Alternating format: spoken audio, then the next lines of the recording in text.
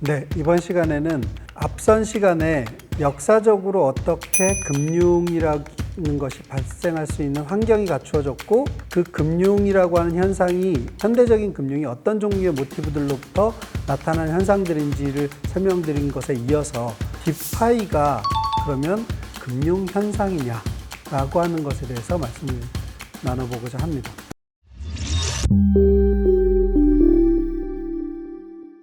사실 디파이에 대해서 비판적인 분들은 어떤 측면에서 디파이는 사기다 이렇게 말씀을 하시기도 합니다. 그 어떤 측면이 무엇이냐면 디파이 안에는 상거래의 확장을 위한 동기가 결여되어 있다라고 하는 얘기입니다. 즉 암호화폐를 이용한 실질적인 거래가 없는 상태에서 암호화폐만을 이용해 가지고 어떤 교묘하게 짜여져 있는 스킴에 의해서 마구 이자들이 지급되고 가치가 증가하는 것처럼 보이게 만드는 이거는 사기일 가능성이 높다라고 지적을 하시는 건데요. 명확하게 그 부분은 암호화폐를 위한 상거래가 정말로 확장되고 있는가라는 측면에서 보면 또한 암호화폐를 위한 상거래 수요에서 상거래를 뒷받침하지 못할 정도로 화폐의 부족 현상이 나타나기 때문에 그것에 의해서 암호화폐의 금융 수요가 발생하고 있느냐라고 했을 때 그렇지는 않다는 거죠. 즉 화폐 총량은 암호화폐를 이용한 상거래의 총량에 비해서 충분히 많기 때문에 저는 개인적으로는 디파이가 금융 현상으로 보기에는 취약점이 있다라는 지적에 대해서 상당히 공감을 하고 있고요. 두 번째로는 이제 디파이가 앞서서 말씀드렸던 즉 무위험 거래를 위해서 암호화폐 안에서 금융 메커니즘이 발생하는 그런 부분에 있어서는 어떠하냐라고 했을 때 정확하게 이 두 번째 동기 블록체인 상에서의 암호화폐를 이용한 거래가 무위험 거래가 되게 하기 위한 메커니즘이 정확하게 블록체인 상에서 어떻게 구현될 수 있는가에 대해서는 디파이가 상당히 많은 것들을 보여주었다고 생각을 하고 있습니다. 그 다음이 이제 체제로서의 금융의 동기가 디파이에 내재하고 있느냐.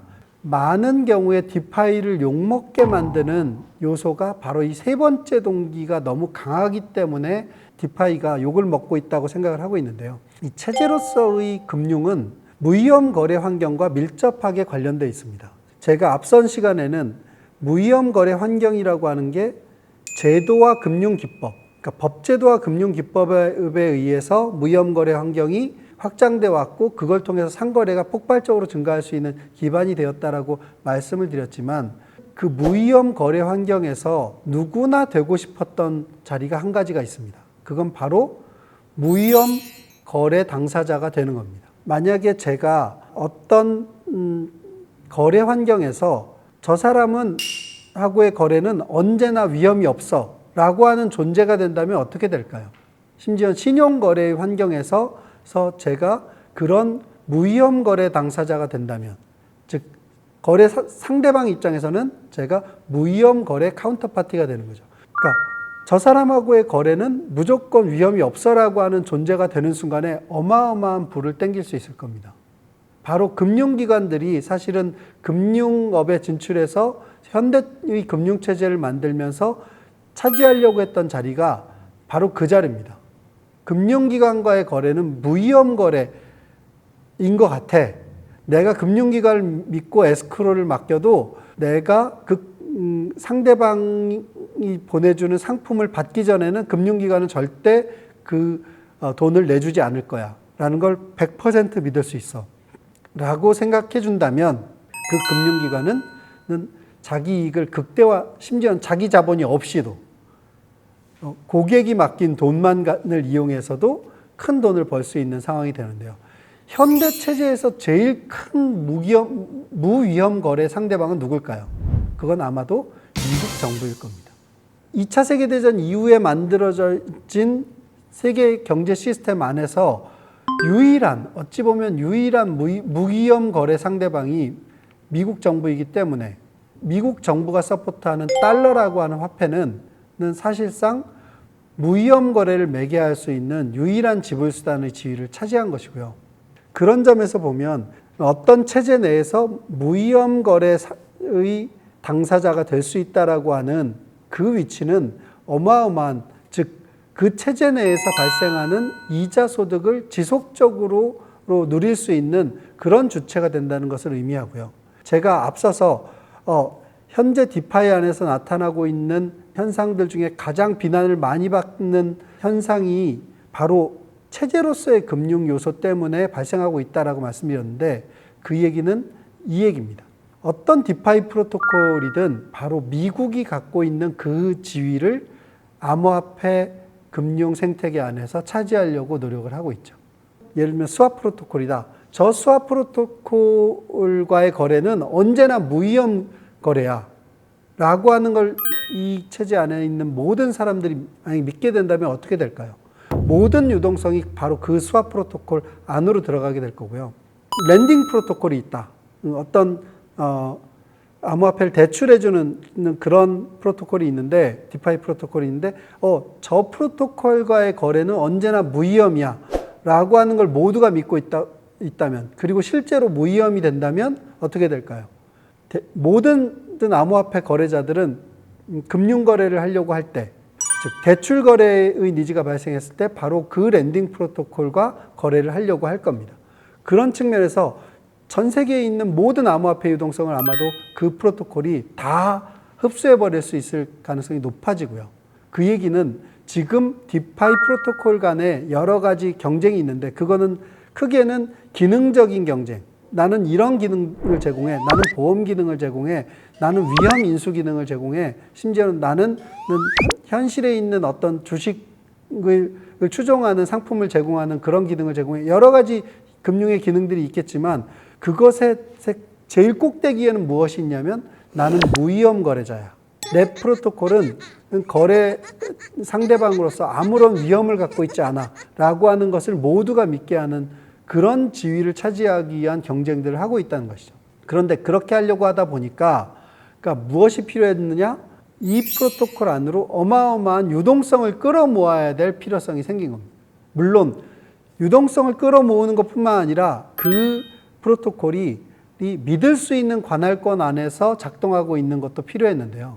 사실 저희가 블록체인과 암호화폐 원리에 대해서 비트코인이나 이더리움 강의를 통해서 어떤 이야기를 했냐면 관할권을 믿을 수 있어야 된다는 얘기를 하고 그 위에서 돌아가고 있는 회계 시스템을 믿을 수 있어야 된다라고 말씀을 드린 바 있고, 그 회계 시스템은 무엇으로 만들어지느냐? 이더리움 이후에는 사실은 스마트 컨트랙이라고 하는 코드로 만들어진 장부에 의해서 구성되는 회계 시스템이라고 말씀을 드렸습니다. 그런데 이제 관할권이 믿을 수 없는 상태에서 만약에 회계 시스템이 잘 짜여졌으면 어떻게 되느냐? 관할권을 믿을 수 없기 때문에 그 회계 시스템도 믿을 수 없다라는 말씀도 드렸고요.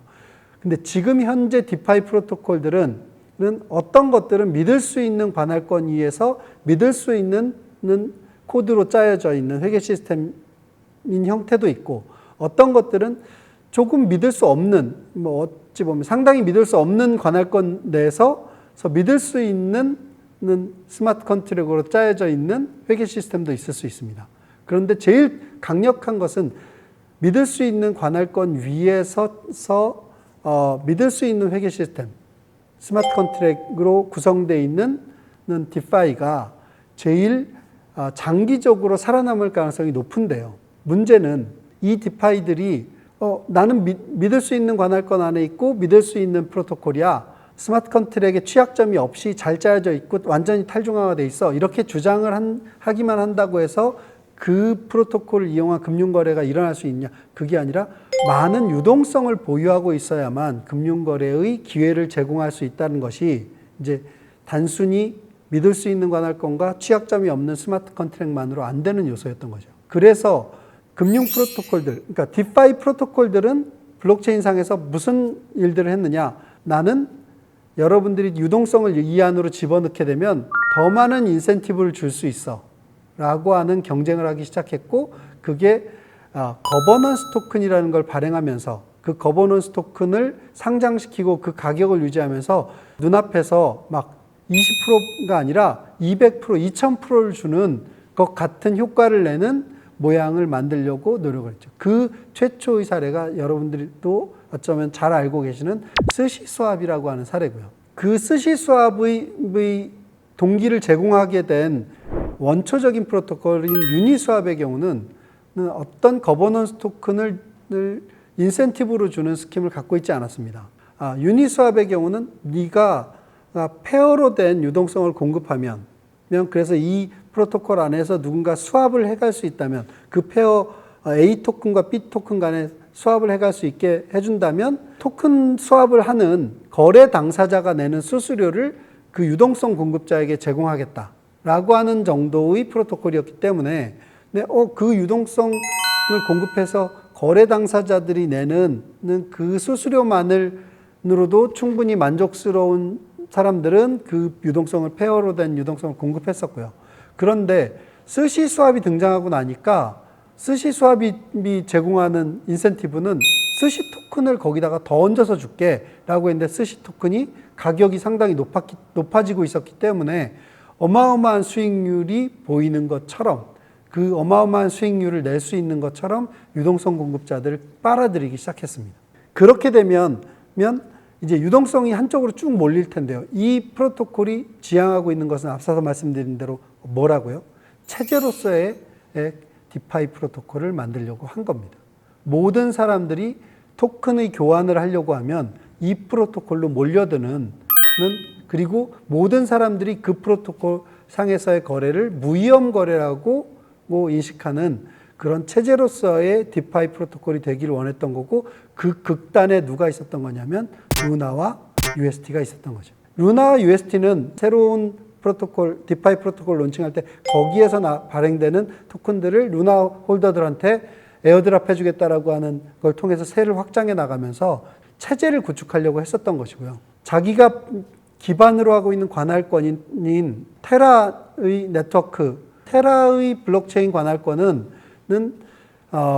그 감사 후보가 충분히 만들어져 있지 않았기 때문에, 충분히 탈중앙화된 관할권도 아니고, 그렇기 때문에 안정성을 제공할 수 있는 관할권이 아니었지만, 그 위에서 돌고 있는 회계 시스템 상에서 발행된 자산들이 가치가 점점 커지면서 그것이 하나의 체제가 되기만 한다면, 그 체제가 된 자산들을 끌고 더 안정적인 프로토콜 안쪽으로 들어가서, 즉 이더리움 프로토콜 같은데 안쪽에 들어가서 그 안에서 주류 프로토콜이 되려고 했었던 전략을 저는 쓰고 있었다고 생각을 하고요. 그렇지만 사실 이 체제를 만들려고 했었던 시도는 다행히도 무너져서, 그런 제대로 된 관할권을 갖춘 제대로 된 디파이 프로토콜이 성장할 수 있는 기반을 갉아먹는 일이 중단됐던 것이라고 보시면 될 것 같습니다. 자, 이제 제가 디파이 현상에 대해서 세 가지를 말씀드렸는데, 하나는 상거래 동기에 의한 금융 수요의 원천은 디파이에 있어서는 그리 크지 않다. 이거는 분명히 이 디파이가 성장하기 위해서는 반드시 보완돼야 되는 요소다라는 말씀을 드린 거고, 그 후보군은 뭐가 있을까요?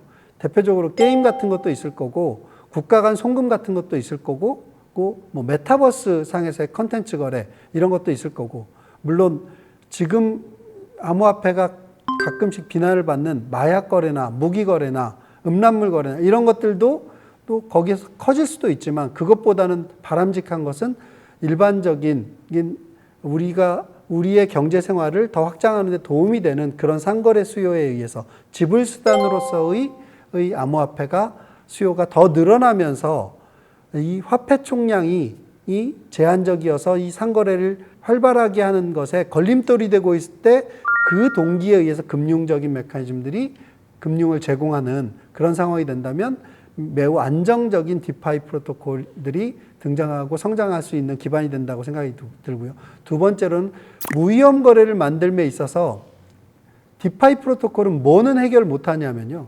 관할권의 위험에 대해서는 해결을 할 수 없습니다. 즉 정치 시스템의 위험을 상인들이 해결할 수 없다라는 거죠.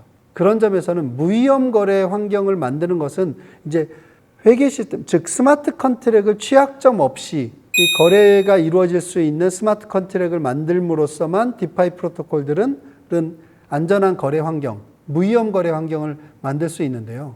이 무위험 거래 환경이 어떻게 그 디파이 프로토콜 안에서 무위험 거래를 해치는 요소가 들어있는 그런 코드로 만들어져 있는 프로토콜과 무위험 거래를 실질적으로 보장하는 코드로 만들어져 있는 디파이 프로토콜을 구분해 줄 수 있는 그런 지식이 공감대가 충분히 만들어지는 게 두 번째 동기에서는 매우 중요하다고 볼 수 있고, 세 번째, 체제로서의 디파이 이 금융 체제를 만들려고 하는 주체들에 대해서는 어떠하냐?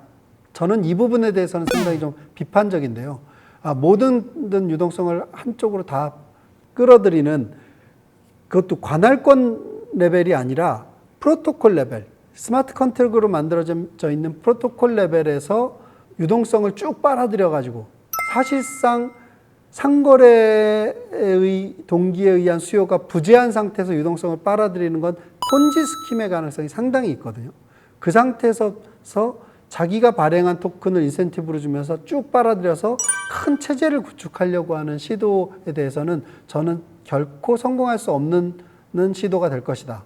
물론 자기가 제공하는 어떤 기능적 요소를 잘 제공해서 그 기능 영역에서 상당히 지배적인 프로토콜이 되는 것은 당연히 가능한 일이고 바람직한 일일 수 있지만, 예전에 그런 표현이 있었는데, 대마불사, 암호 자산의 총량을 최대한 크게 해가지고 그것들을 담아서 서로 연결하기만 하면 죽일 수 없을 것이다 라고 하는 기대를 갖고 그 관할권이 제공하는 안정성과 상관없이 확장하려고 하는 그런 시도들은 저는 장기적으로 암호화폐 생태계 그리고 디파이가 성장하는데 도움이 되지 않는다고 보고 있습니다.